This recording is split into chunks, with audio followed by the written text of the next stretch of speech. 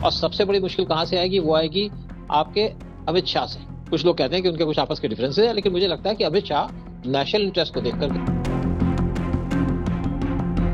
दोस्तों, जो एक बार पीएम बनता है उसके बाद चेंज होके दूसरा पीएम आना तय होता है, लेकिन अब जो नाम तय किया गया है यानी कि अगला पीएम कौन बनेगा वो बहुत ही चौंकाने वाला है। मुझे पता है कि बहुत सारे लोग इस नाम से खुश भी होंगे, लेकिन कुछ लोग ऐसे भी हैं जिनको बड़ा ही धक्का लग सकता है।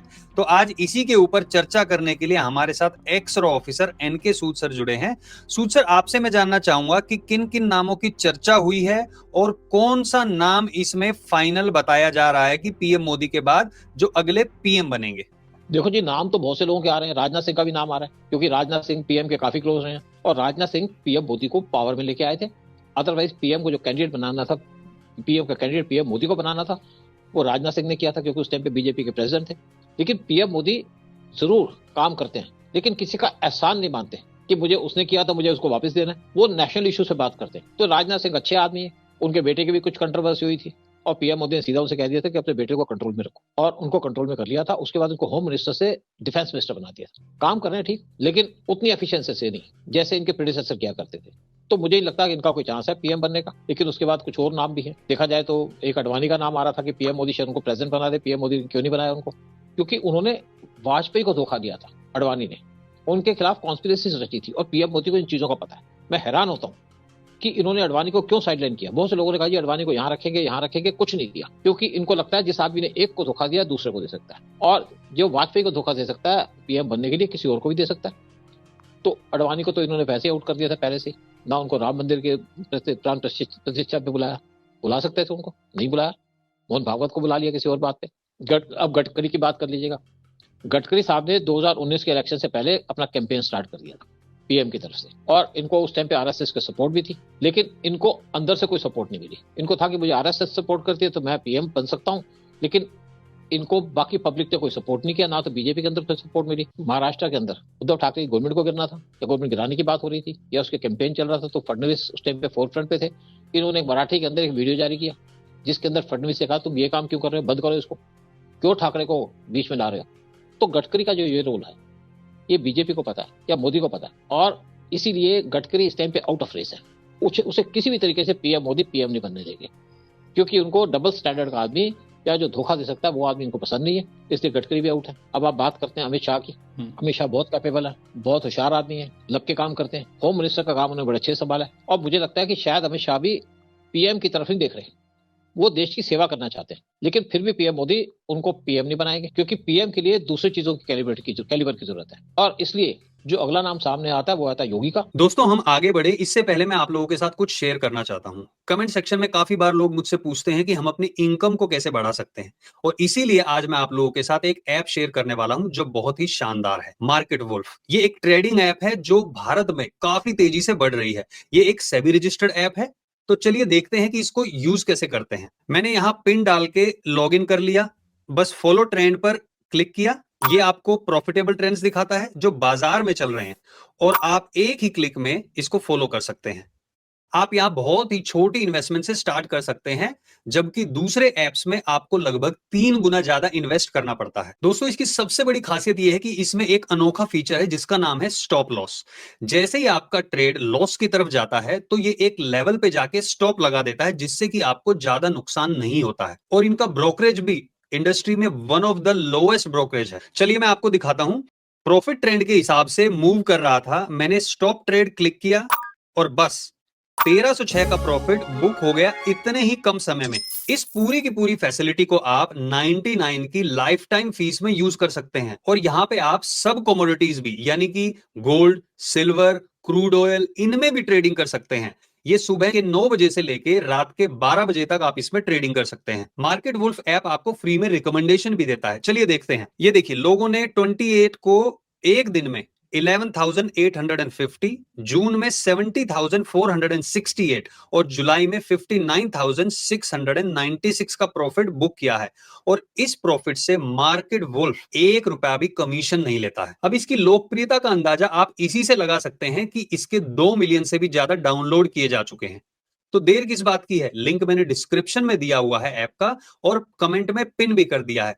तो अभी जाइए और चेक कीजिए मार्केट वुल्फ ऐप को। अब चलते हैं अपने टॉपिक की तरफ। बहुत से लोग कह रहे हैं कि पीएम की सीट योगी ले सकते हैं। अब देखिए कि दोनों में क्या सिमिलरिटी है। पीएम मोदी और योगी के अंदर दोनों सिंगल है, दोनों डिवोटेड है। एक सफेद कपड़े पहन के सन्यासी होता है, दूसरा भगवे कपड़े पहन के सन्यासी बना होता है। ये सिमिलरिटी है। और इस टाइम पे इंडिया का जो नाम चल रहा है वर्ल्ड के अंदर, वो मंदिर के ऊपर चल रहा है और चलता रहेगा, और भगवे के ऊपर चल रहा है। उनका विजन और उनकी कैपेबिलिटी और उनकी एनर्जी वो मोदी से पूरी मिलती है। एक उसमें फिट करते हैं। फिर एफिशिएंट है, नॉन करप्ट है, इनकी संतान नहीं है कोई जिसको इन्होंने पालना हो या पोसना हो, तो उस पर भी दोनों सूट करते हैं एक तरीके से। और अगर फ्यूचर के अंदर हमारा प्राइम मिनिस्टर एक योगी हो, भगवे कपड़े पहन के जाए, तो लोग उनको अच्छे से एक्सेप्ट भी करेंगे, और इससे इंडिया के अंदर जो आपका सनातन चल रहा है उसको भी एक्सेप्ट करेंगे। अब राम राज्य की जो बात हो रही है, तो क्योंकि अब मंदिर बन गया, अब यूएई में मंदिर बनेगा। देखिए ऐसा था कि जब पीएम मोदी बने ना, जब पीएम बने मोदी साहब, तो वसुंधरा राजे को बड़ी दिक्कत हुई। उसने कहा मैं सीनियर हूं, लेकिन पीएम मोदी बने, पीएम मोदी प्राइम मिनिस्टर बने, सक्सेसफुल रहे, और इस टाइम पे वसुंधरा राजे के पर काट दिए उन्होंने। क्योंकि जब 2020 का इलेक्शन हुआ, 2018 का इलेक्शन हुआ था राजस्थान के अंदर, तो बीजेपी ने जीतना था, लेकिन वसुंधरा राजे के जो लॉयलिस्ट थे उनकी सीटें काटी गई। उसके बाद बीजेपी जरूर हार गई उस टाइम पे। लेकिन अभी जो इलेक्शन हुए राजस्थान के अंदर, वहां पे वसुंधरा राजे को साइड पे रखा गया, क्योंकि वो 8 बजे के बाद किसी की कॉल नहीं लेती, सुनती नहीं है, अपने आप को सीनियरिटी जूनियरिटी वहीं फंसी हुई है। तो इनको लास्ट मोमेंट पे अंदर लाया गया, और फिर था कि चलो मैं आ गई हूँ, और इलेक्शन के अंदर इनका रोल था क्योंकि इनके भी बहुत फॉलोअर हैं। उसके बाद इनको फिर काट दिया, क्योंकि अगर वसुंधरा राजे सीएम रहती राजस्थान की, तो बीजेपी को नुकसान कर सकती थी, पीएम मोदी को नुकसान कर सकती थी, और पीएम मोदी रिस्क नहीं लेते। अच्छा, दूसरी बात आप देखो ना, फ्रांस के अंदर वो भी योगी मॉडल चाहते हैं, और सबसे बड़ी मुश्किल कहां से आएगी, वो आएगी आपके अमित शाह से। कुछ लोग कहते हैं कि उनके कुछ आपस के डिफरेंसेस है, लेकिन मुझे लगता है कि अमित शाह नेशनल इंटरेस्ट को देख करके योगी को सपोर्ट करेंगे, और पीएम मोदी के कहने पे। और अगर पीएम मोदी जिसको सपोर्ट करेंगे उसके ऊपर तो सबको जाना ही पड़ेगा, क्योंकि पीएम मोदी अपने सेशन के बीच में, यानी कि जब टेन्योर होगा उसके बीच में सिलेक्शन करेंगे अगले प्राइम मिनिस्टर का। और जब पीएम मोदी किसी कंधे पे हाथ रख देंगे, तो आप सोचिए काम होगा ही। और जिस तरीके से पीएम मोदी योगी को लेकर के राम मंदिर के अंदर भी खड़े थे, वो भी चलेगा। फिर दोनों की आदतें मिलती हैं, दोनों की नेचर मिलती है, दोनों के खान पान का तरीका मिलता है, दोनों के जो अप्रोच है वो मिलती है इश्यूज के ऊपर, डायरेक्ट अप्रोच है दोनों की। तो मुझे अच्छा, लगता है कि एक अगले और प्राइम इंसान है, मिनिस्टर, हाँ, कौन? आई डोंट नो कि कितने लोग सोचते हैं, क्या जेपी नड्डा के कुछ चांसेस हैं? कोई चांसेस नहीं है। जेपी नड्डा एक अच्छे ऑर्गेनाइजर है, पार्टी चला रहे हैं। पार्टी का ऑर्गेनाइजर होना और पीएम बनना अलग बात है। जेपी नड्डा मुझे नहीं लगता किसी भी तरीके से सिचुएशन पे फिट करते हैं या फिट होते हैं। जो आदमी मुझे लगता है सबसे ज्यादा फिट होता है वो है योगी।